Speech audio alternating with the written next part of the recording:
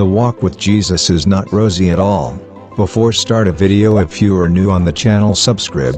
For daily God messages, times here are thorns on the way. However, when you decide to embark on this journey, it's a lifetime commitment that must be honored, not only when it's easy but both in and out of season. When walking with God, you must be prepared to follow Him with all your heart. You must be ready to carry your cross to strengthen your walk with God. There are conditions to be met. There are principles to follow. God has His standards, and if you claim to be His child, you must uphold and respect those standards. Here are habits that can destroy your walk with God.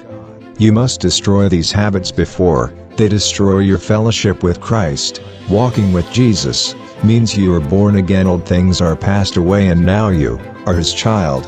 You are no longer an ambassador of the world, therefore your life must reflect the nature of who you represent.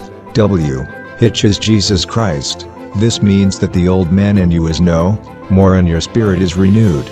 You are expected to walk before God in holiness. The Bible says that all men have sinned and come short of the glory of God.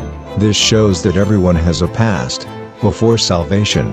When you become born again, the flesh will still remember the pleasures of the world. Notwithstanding, you must resist the urge to go back to sin. Your old lifestyle must change. You must shun evil association. You could not make a mockery of His free gift of salvation to mankind.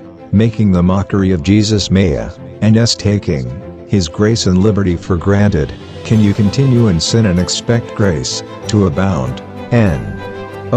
Let there be a clear difference between your former self and your new self, regardless of your past sins. When you decide to walk with God, you must drop it all at His feet. Therefore, you have to break the bridge that connects you to your old life and continue walking with Christ on the narrow path.